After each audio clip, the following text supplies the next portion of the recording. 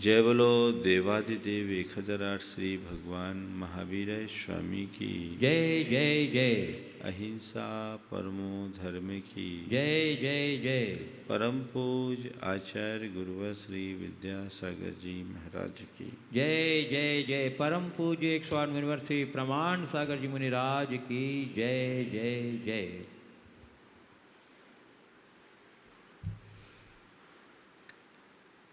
जीवन की साधना के क्रम में उपासना के अंगों में पूजा पाठ जाप व्रत नियम संयम सभी समाहित होते हैं और ये सारी क्रियाएं हमारी आध्यात्मिक उन्नति के आधार हैं। इनके बल पर हम अपने चित्त और चेतना का रूपांतरण घटित कर सकते हैं, बशर्ते ये सारी क्रियाएं आध्यात्मिकता से जुड़ी हो।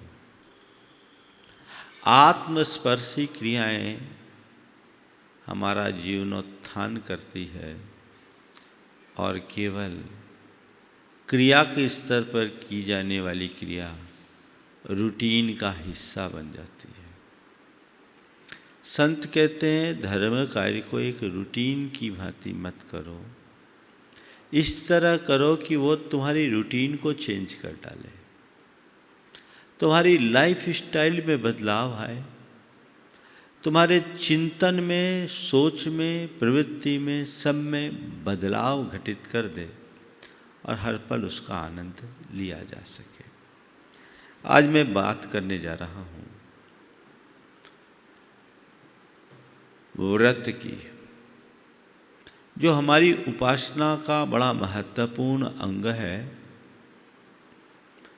पर जिसके प्रति लोगों का उत्साह कम देखने में मिलता है। पूजा पाठ के लिए, जाप के लिए, दान पुण्य के लिए लोग फिर भी जल्दी उत्साहित हो जाते हैं, लेकिन व्रत संयम के लिए लोगों का अपेक्षित रुझान कम दिखता है। सच्चे अर्थों में देखा जाए तो व्रतों को अंगीकार किए बिना जीवनोत्थान का मार्ग प्रशस्त नहीं होता। यदि हमें अपना जीवनोत्थान करना है तो हमें व्रतों का अनुपालन करना ही चाहिए। आज बात मैं उन लोगों के लिए करूँगा जिन्हें व्रतों के प्रति रुझान नहीं है या जो व्रतों को अपने जीवन का एक बंधन या बोझ मानते हैं, और मैं उन लोगों के लिए भी करूँगा जो व्रतों को अपना कल्याणकारी मानकर उनका पालन करते हैं। जो पालन नहीं करते वे व्रतों के महात्म को समझकर इसे जीवन का अंग बनाए, और जो पालन करते हैं वे इसका सच्चा आनंद ले। जीवन में इसकी बहुत बड़ी आवश्यकता है। व्रत क्या है? सबसे पहला सवाल, व्रत क्या है? प्रतिज्ञा पूर्वक योग विषयों के त्याग का नाम व्रत है। व्रत का मतलब है दूर हटना, छोड़ देना, विरत हो जाना, परित्याग कर देना। किनका? जो हमारे चित्त और चेतना को विकृत करे उनका, जो हमारे जीवन को मलिन और कलंकित बनाए उनका, जो हमारी वृत्ति और प्रवृत्ति को बिगाड़ दे उनका, जिससे हमारा भाव और बर्ताव बिगड़ जाए उनका, जिससे हमारा चाल और चलन बदल जाए उनका। प्रतिज्ञा पूर्वक त्याग। व्रत का मतलब है विराम लेना। अगर हमें सतपथ पर चलना है तो उसकी शुरुआत ही व्रतों से होती है। अपने मन को नियंत्रित करने के लिए और अपनी वृत्तियों का परिष्कार करने के लिए व्रतों को अंगीकार करना बहुत जरूरी है। जब हम व्रतों को अंगीकृत करते हैं, व्रतों का अंगीकार करते हैं, तो उससे हमारे सोच में बहुत बड़ा बदलाव खड़ा होता है। संत कहते हैं अगर तुम धर्म पथ पे चलना चाहते हो तो पहले तय करो कि मुझे क्या करना है और क्या नहीं करना है। जिस रास्ते पर नहीं जाना है उसकी प्रतिज्ञा करो, और जिस रास्ते पर चलना है उसमें चलने का उत्साह उत्पन्न करो। इसी का नाम व्रत है, जिसे सामान्य भाषा में नियम शब्द से भी जाना जाता है। हालांकि नियम अल्पकालिक भी होता है, लेकिन नियम भी एक व्रत है। उस व्रत का निर्वाह अच्छे से होना चाहिए।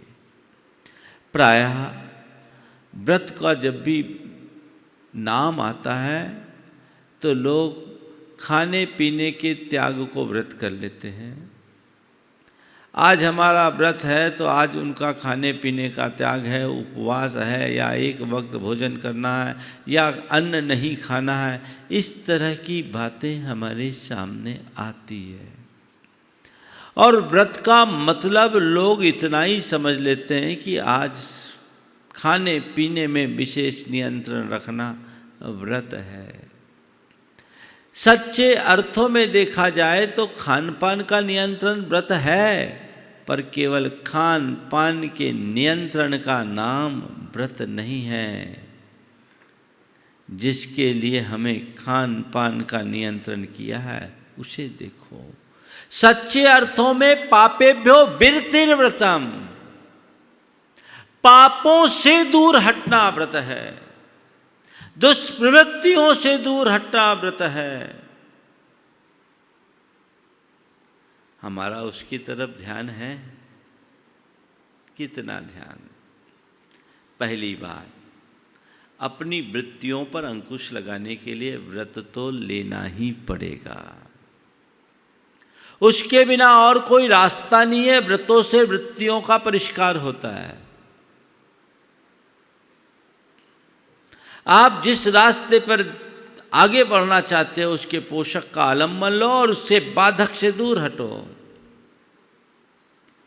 4 बातें आप सबसे करूंगा: नियम, निषेध, नियंत्रण और शुद्धि।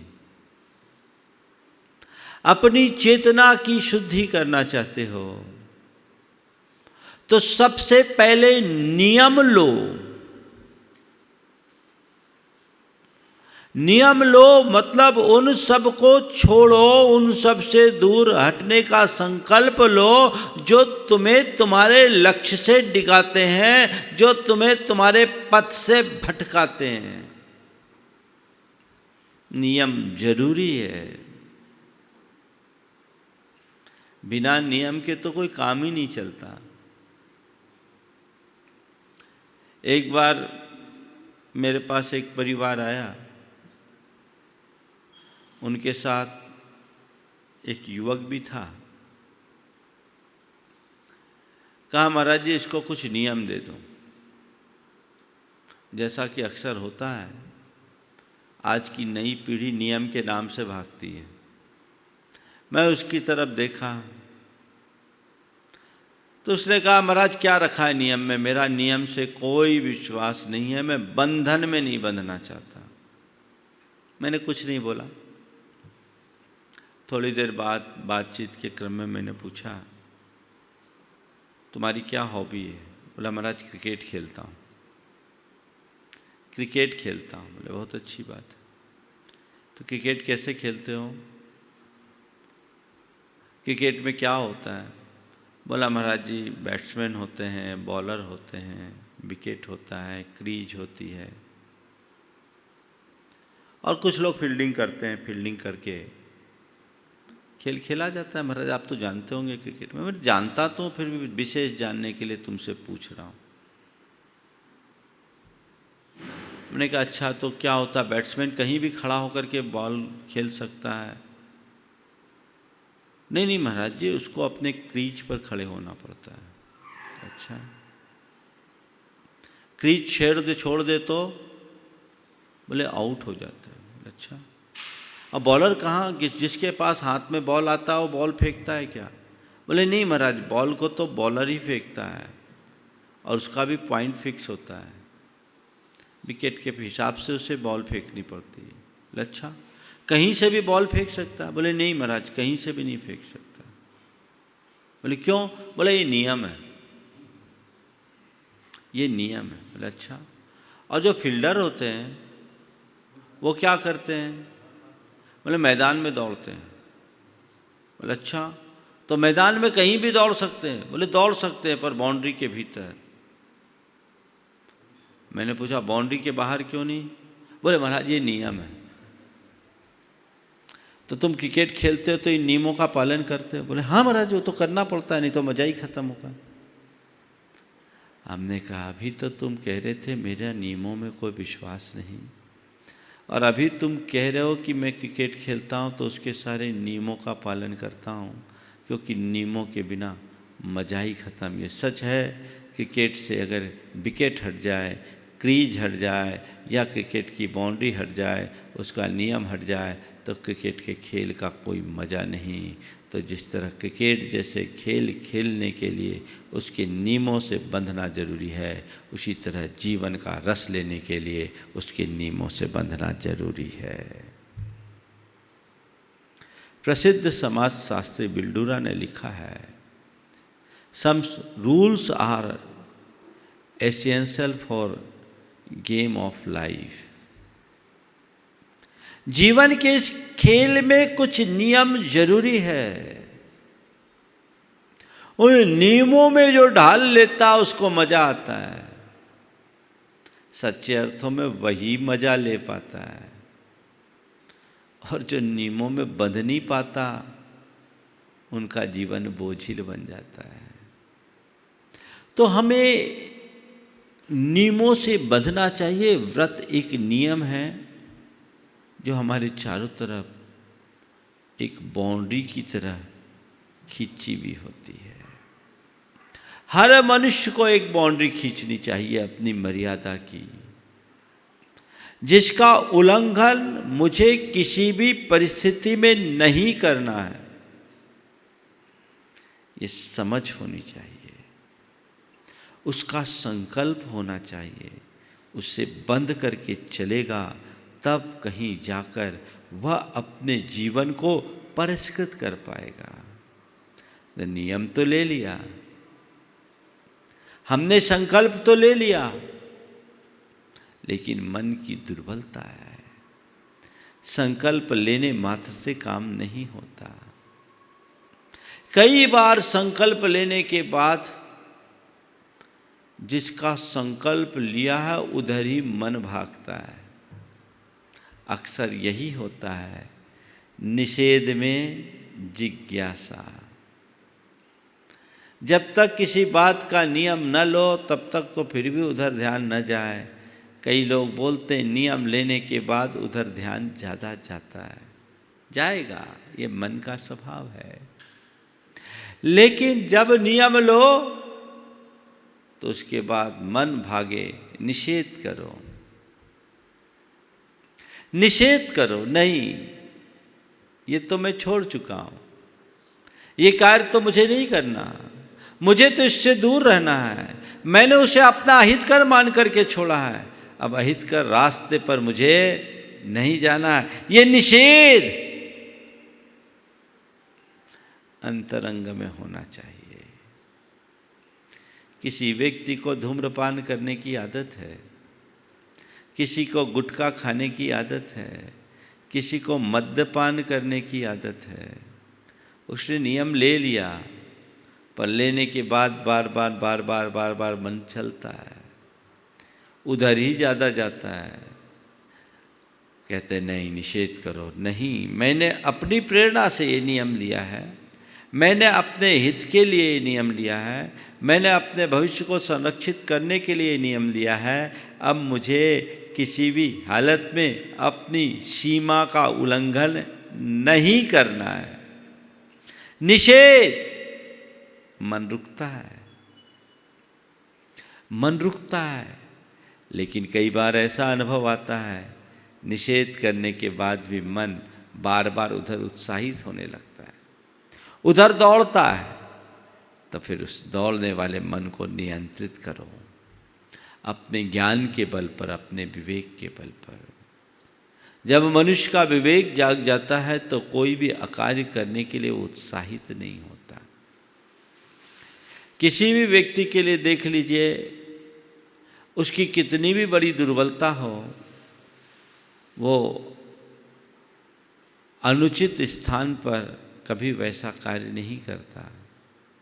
उसके अनुकूल स्थान नहीं हो, देश काल उसके अनुकूल नहीं है, तो अपने आप पर नियंत्रण रख लेता है, क्योंकि उसका वो विवेक है जो उसे करने नहीं देता। धर्म क्षेत्र में भी हमने यदि कोई व्रत संकल्प लिया है, निषेध करे और निषेध करने के बाद उसे नियंत्रित करे अपने आत्म सुझाव के बल पर। ये मुझे नहीं करना, इससे मुझे दूर हटना है, ये मेरे लिए हितकर नहीं है। मन को जब प्रॉपर गाइडलाइन मिलती है, दिशा दर्शन मिलता है, डायरेक्शन मिलता है, आत्म सुझाव मिलना प्रारंभ होता है और मन उन्हें स्वीकार करना शुरू कर लेता है, तो उफनता हुआ मन भी नियंत्रित हो जाता है। अपने जीवन में अनेक अनुभव ऐसे आए होंगे जब अनेक बार मन में बड़ा आवेग आता है, उद्वेग आता है, और उसी समय अपने ज्ञान के बल पर हम अपने मन को समझाते हैं, सेल्फ मोटिवेशन देते हैं, तो जैसे उफान शांत होता है दूध का, वैसी मन का भी उफान शांत हो जाता है। ये दोनों तरह से हो सकता है। कोई दूसरा भी हमें समझाकर हमारे मन को शांत कर सकता है, और कई बार हम खुद भी शांत हो जाते हैं। जो थोड़े समझदार होते हैं वो खुद से शांत होते हैं, और कई बार ऐसा कहने में भी आता है, हमने अपने मन को समझा लिया, उचित नहीं दिखा, इसलिए हमने चुप रहना ही बेहतर समझा। ये क्या है? ये नियंत्रण की ही अभिव्यक्ति है। जितना आत्म नियंत्रण होगा जीवन में उतना निखार आएगा। तो नियम के बाद निषेध, निषेध के बाद नियंत्रण, और नियंत्रण करोगे तो आपकी शुद्धि होगी। जिस बुराई और विकार से आप बचना चाहते हैं उसकी शुद्धि का एक क्रम है। इसलिए कहा गया, व्रत को अपने जीवन का अंग बनाओ, बिना व्रतों के जीवन का उद्धार नहीं होता। और वो व्रत अपनी वृत्तियों के परिष्कार का व्रत है। वृत्तियों को बदलो, अपने एक एक दोषों, एक एक दुर्बलताओं को दूर करने का व्रत लो। कटिबद्ध हो जाओ। जब तक हम उसे दूर नहीं कर लेंगे तब तक चैन से नहीं बैठेंगे। ऐसी दृष्टि अगर मन में जगती है तो व्रतों का आनंद ही कुछ और होता है। मेरे संपर्क में ऐसे अनेक लोग हैं। एक व्यक्ति जो एक उच्चाधिकारी है, उन्होंने अपने जीवन का एक अनुभव मुझसे बताया। बोला, महाराज श्री, आपके संपर्क में आने के पहले मेरा धर्म से कोई जुड़ाव नहीं था। मैं व्रत नियम का अक्सर मखौल उड़ाया करता था। मुझे ये सब चीज़ें अर्थहीन लगती थी, और मेरे अंदर वे सारी बुराइयां थी जिसे लोग हाई सोसाइटी के नाम पर आजकल अपना रहे हैं। पर महाराज जी, पता नहीं कैसा पुण्योदय जागा। पत्नी रोज़ आपको सुनती थी, एक दिन मैं आपको सुनने लगा, और सुनते सुनते सुनते सुनते मेरी रुचि जग गई, और मुझे लगा कि आपका कहना बिल्कुल सही है। आपने एक दिन कहा था कि मनुष्य को अपने लय में जीना चाहिए, उसका अपना अनुशासन होना चाहिए, आत्म नियंत्रण होना चाहिए। आपकी बात मुझे लगी, और तब मैंने सोचना शुरू किया कि वाकई में मैं जिस धारा में बह रहा हूँ वो तो गुलामी की ज़िंदगी है। स्वतंत्रता तब आएगी जब मैं अपने मन का मालिक खुद बनूंगा। महाराज वह घटना मेरे जीवन की टर्निंग पॉइंट हो गई और मेरे मन में आपकी कृपा से पता नहीं कैसी प्रेरणा जगी। मैंने सोचा अपने जीवन के 52 वर्ष मैंने बर्बाद कर दिए। जब जागो तभी सवेरा, अब मैं उस रास्ते पर कभी नहीं जाऊंगा। महाराज परोक्ष रूप से आपको प्रणाम करके मैंने सारे नियम खुद ले लिए। मैंने व्रत ले लिया कि अब वो कर्म मैं नहीं करूँगा। महाराज जी नियम लेने के बाद मेरे मित्र जिनके साथ में उठता बैठता था वे मुझे बार बार प्रेशराइज करने लगे। मैंने उन सबको निषेध किया। मैंने कह दिया नहीं, अब मैंने अपने जीवन का तरीका बदल दिया। मेरे लक्ष्य बदल गए, मेरे उद्देश्य बदल गए, मेरी दृष्टि बदल गई, मेरी धारणा बदल गई। अभी तक मैं इन सब मामलों में तुम्हारे साथ था, अब मैं तुम्हारा साथ नहीं दे सकता क्योंकि मुझे जीवन की असलियत का पता लग गया। अभी तक मैं कृत्रिमता में जीता था, अब मैं स्वाभाविकता का आनंद लूँगा। अब मुझे समझ में आ गया है कि चीज़ों में अल्पकालिक आनंद है और आत्मसंतुष्टि में चिरकालिक आनंद है। वो वास्तविक आनंद है, वो जीवन की अनुभूति है। अब मैं उधर जा नहीं सकता, मैंने सबको निषेध कर दिया। और जब कभी मन इधर उधर होता, आपके प्रवचन सुनता, नियंत्रित हो जाता। मैंने कुछ स्वाध्याय भी करना शुरू कर दिया, उसके बदौलत अपने मन को नियंत्रित कर लिया। अब महाराज 6 महीने हो गए, मेरी सारी दुर्बलताएं दूर हो गई। अब मेरे मन में पूरी तरह शुद्धि है और शुद्धि के कारण शांति भी है, प्रसन्नता भी है। आज मेरे परिवार में एक अलग प्रकार की खुशी है। मेरी पत्नी, मेरे बच्चे मेरे इस निर्णय से बहुत खुश हैं और मेरा व्यवहार उनके प्रति बदला, उनका दृष्टिकोण मेरे प्रति बदल गया। पहले मैं घर में आता था तो लोगों को टेंशन हो जाता था, आज मैं घर में आता हूँ प्रसन्नता की लहर फैलती है। ये मेरे व्रतों का परिणाम है। महाराज मैंने समझ लिया कि आनंद क्या है। अभी तक मैं किसी को व्रती के रूप में देखता था तो सोचता था ये लोग अपने जीवन के मूल रस से वंचित हैं, लेकिन अब मुझे पता लगा जीवन का असल रस तो इसी में है। महाराज मैंने ये भी तय कर लिया है कि दायित्व पूर्ण करने के बाद मैं आपके चरण चिन्हों पर ही चलूँगा। ये एक आनंद है। ऐसी दृष्टि अपने भीतर विकसित की जा सकती है। जो करते हैं उनको एक अलग अनुभूति होती है, पर बहुत आयत लोग इस तरफ बहुत कम ध्यान देते हैं, उनकी इधर रुचि नहीं होती। कदाचित नियमों को आदर्श तो मान लेते हैं, व्रतों को आदर्श मान तो लेते हैं, लेकिन उस आदर्श का अनुकरण करने का साहस नहीं जगा पाते। जब तक मनुष्य के हृदय में साहस और संकल्प प्रकट नहीं हो तब तक उसकी वास्तविक सामर्थ्य विकसित नहीं होती। अपनी सामर्थ्य को विकसित करना चाहते हो तो साहस और संकल्प को जगाने की कोशिश कीजिए। यही साहस, यही संकल्प हमारी आत्मा की उन्नति का आधार बनेगा। उसकी तरफ हमारी दृष्टि होनी चाहिए। तो ये व्रत, नियम, संयम जीवन के परिष्कार के मूलभूत अंग है। अपने जीवन की शुद्धि करना चाहते हो तो इसी दिशा में आगे बढ़ो। अब रहा सवाल उनका जो व्रती हैं, जो व्रत नियम पाल रहे हैं, थोड़ी सी चर्चा उनकी भी कर लें कि व्रतों के पालन का मतलब क्या है। केवल खान पान की शुद्धि करना, खाने पीने संबंधी नियम ले लेना, इसका नाम व्रत है? ये तो बड़ा उथला है। खाने पीने का ध्यान रखना बहुत उचित है, लेकिन जैसा मैंने अभी बताया, पापों के परित्याग का नाम व्रत है। पापों से अपने आप को बचाओ, पापात्मक प्रवृत्तियों से आप अपने आप को बचाएं। हमारे यहाँ कहा गया जिस दिन तुम्हारा विशेष व्रत हो उस दिन निर्वृत्ति में रहो। क्या दशा होती है। मेरा एक परिवार जुड़ा था, उनमें आहार हुआ। उस परिवार के पूरे घर के लोग धार्मिक थे, पर एक सज्जन उनके हिसाब से नास्तिक थे। आहार हुआ, संयोग से वो व्यक्ति आहार देख रहा था। मेरे ज्ञान में पहले से था कि आदमी मंदिर कभी नहीं आता, उस स्थान पर हमारा 2 महीने का प्रवास हो चुका था, एक भी बार मैंने उसे देखा नहीं था। मुझे इशारा कर दिया, महाराज वो आहार देख रहे। मैंने कुछ नहीं किया, मेरी उसकी नज़र मिली, उसने मुस्कुराया, मैंने भी मुस्कुरा दिया।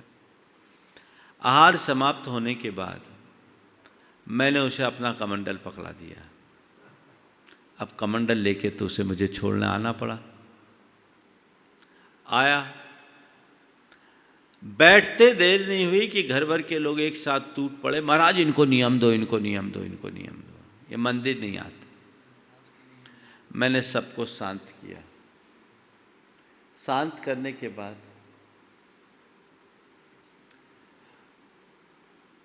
सब चले गए। बाद में उससे पूछा, भैया क्या बात है, तुम्हारा घर, पूरा घर धार्मिक है, तुम धर्म क्यों नहीं करते? उसने छूटते ही कहा, महाराज मैं इनसे अच्छा धर्म करता हूँ, मैं इनसे अच्छा धर्म करता हूँ। ये लोग केवल आपको सुनते हैं, हम आपको जीते हैं। मैंने आपका एक प्रवचन मिस नहीं किया, बस ये लोग आपके सामने बैठ के सुनते हैं, मैं सरदार जी की दुकान पर बैठ के सुनता हूँ। सामने सरदार जी की दुकान थी, बाहर माइक लगा हुआ था।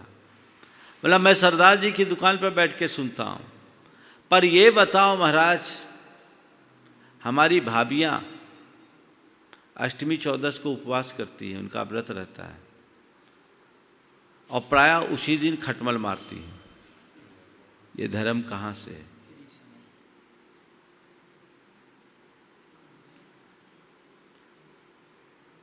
क्या यह क्रिया रूढ़ता नहीं है? मैं मानता हूँ ऐसा करने वाले बहुत कम होंगे। उसे ऐसा बोला महाराज इनके गुस्से का कोई ठिकाना नहीं, बात बात में आग उगलते हैं, इनके लोभ लालच की कोई सीमा नहीं, और ईमान का तो कोई भरोसा नहीं। अब आप बताइए, उनका धर्मी होना अच्छा या मेरा अधर्मी रहना अच्छा? मैंने आज तक किसी के साथ छल कपट नहीं किया, मैं कभी किसी को तेज स्वरों में नहीं बोलता, मुझसे कुछ बोल भी दे तो मैं उसे नज़रअंदाज करता हूँ। मैं इनके हिसाब का धर्म नहीं करता, लेकिन अपने आप को संयत बनाए रखना अपना धर्म मानता हूँ। अब आप बोलिए, मैं कहीं गलत हूँ तो उसे सुधार लूँ। अपने आप को संयत बनाए रखना अपना धर्म मानता हूँ। मैं इससे बड़ा प्रभावित हुआ। हमने कहा अगर तुम इस अवधारणा में जीते हो तो तुम धर्म नहीं कर रहे हो, धर्म का फल प्राप्त कर रहे हो। हमारी सारी धार्मिक क्रियाओं का उद्देश्य यही है, अपने आप को संयत रखना। संयत रखने का प्रयास हमारा होना चाहिए।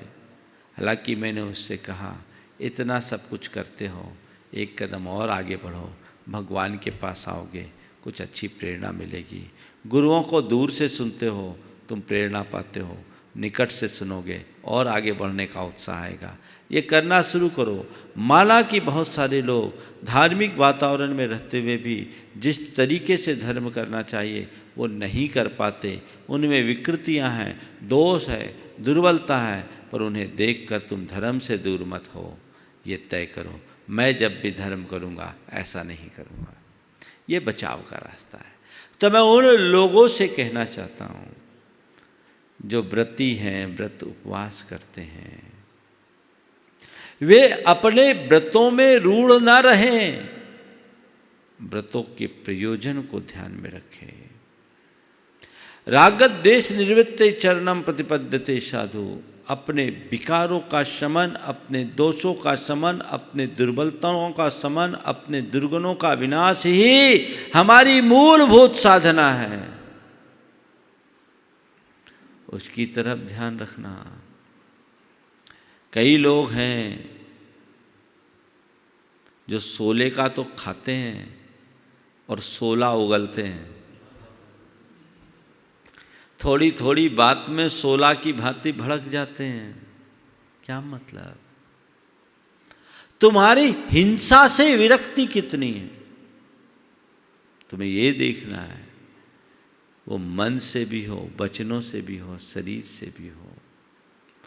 खाने पीने में तुमने हिंसा को छोड़ दिया, बहुत सराहनीय बात है, लेकिन पर्याप्त नहीं है। तुम्हारे व्यवहार की हिंसा यदि जुड़ी हुई है तो तुम्हारे हृदय में हिंसा से जो विरक्ति होनी चाहिए वो नहीं घटी, और जब तक हिंसा से विरति नहीं हुई, अहिंसा का व्रत कहाँ होगा? हिंसा की वृत्ति के अभाव में अहिंसा व्रत नहीं हो सकता। तुम भले व्रती कहला लो, सत्य व्रत तुम्हारा है और झूठ बोलने में मगन हो। कहने को मैं व्रती हूं, पर कब कितना झूठ बोल दो कोई हिसाब नहीं। निंदा है, चुगलखोरी है, गाली गलौज है, अब शब्दों का प्रयोग है, और तुम व्रती हो, सत्य व्रती बोलो। व्रती होने का बाना है या व्रती यथार्थ में व्रती? जब तक असत्य से दूर ना होगे सत्य व्रत नहीं होगा। अभी सत्य व्रत तुमसे कोसों दूर है। तुम्हें चाहिए कि अगर मैं व्रती हूं तो मेरा सत्य मेरे साथ जुड़े, वो मेरे जीवन की संपदा बने। मैंने चोरी का परित्याग किया, चोर व्रती हूं, तो तुम्हारे अंदर नैतिकता और प्रामाणिकता जुड़नी चाहिए। अगर अचौर व्रत अंगीकार करने के बाद भी अनैतिकता और अप्रामाणिकता है, विश्वासघात, धोखाधड़ी है, अपने अल्प लाभ के लिए सामने वाले को बड़ा नुकसान देने की प्रवृत्ति है, तो क्या ये चोरी नहीं है? और जब तक चोरी से दूर नहीं हुए तो अचौर व्रत कैसा? ये अपने मन से पूछना है हर उस व्रती को जो व्रत का पालन करते हैं। केवल ऊपर से बदल जाओगे तो एक प्रकार की आत्ममुग्धता होगी, तुम सोचोगे कि मैं बहुत अच्छा हूं, पर अभी अच्छाई घटी कहाँ? तुमने ब्रह्मचर्य का नियम ले लिया, लेकिन अभी भी चित्त डावाडोल होता है, किसी को भी देख करके विकार उत्पन्न हो रहा है, तो तुम्हारी पवित्रता कहाँ बनी? अभी अब्रह्म पनप रहा है, तो ब्रह्मचर्य कहाँ? परिग्रह का तुमने सीमा बना ली, पर लालसा अंतहीन है, हाय हाय हर पल लगी है, तो तुम्हारे अंदर अपरिग्रह आया कहाँ? व्रत लो तो निष्ठापूर्वक लो, उसे विराम लगा दो नहीं। हर पल ये स्मरण में होना चाहिए कि मेरी सीमा क्या है, मैंने किसका छोड़ा है, किसका परित्याग किया है। और फिर गली नहीं निकालनी चाहिए। कई बार लोग गली निकाल देते हैं। एक जगह एक पंगत लगी, पंगत में आलू की सब्जी बनी थी। अब एक ऐसा आदमी पहुंच गया जिसके आलू का त्याग था और वहाँ कोई दूसरी सब्जी थी नहीं।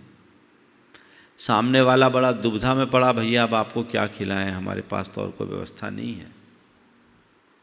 उसने कहा कोई बात नहीं, आपत्ति काली मर्यादा नास्ती, एक काम करना, झोल झोल दे देना, हम आलू नहीं खाएंगे।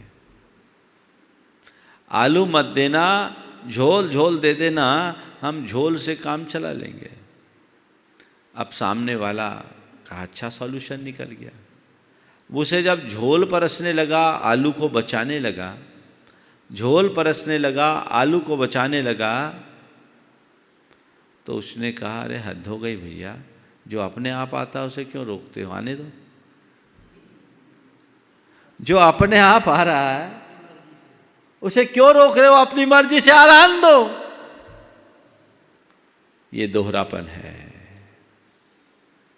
और यही दोहरापन हमारे जीवन के असल रस को छिन्न भिन्न करता है।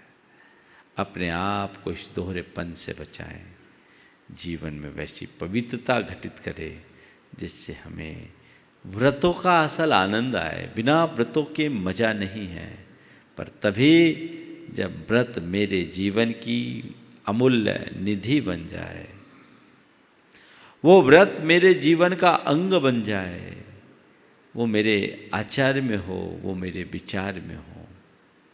जब मेरे आचार और विचार में मेरा व्रत होगा, तो मेरे व्यवहार में व्रत अपने आप दिखेगा और फिर मैं उसका प्रतिपल आनंद ले सकूँगा। तो ये उपासना का एक महत्वपूर्ण अंग है। हम सभी उसी तरीके से साधना करें तो जीवन कभी बोझिल नहीं होगा, हर पल आनंद की अनुभूति होगी। हमें एक बात हमेशा ध्यान रखना है कि निष्ठापूर्वक लिया गया थोड़ा सा नियम भी महान फल देता है, और निष्ठा के अभाव में लिए गए बड़े बड़े नियमों का भी कोई अर्थ नहीं होता, क्योंकि नियम बड़े नहीं होते, नियम से जुड़ी निष्ठा बड़ी होती है। तो हम ऐसे नियमों को निभाते हुए अपने जीवन को अग्रसर करें भाव के साथ। आज अधिक विस्तार न देते हुए मंगल भावना के साथ विराम लूँगा।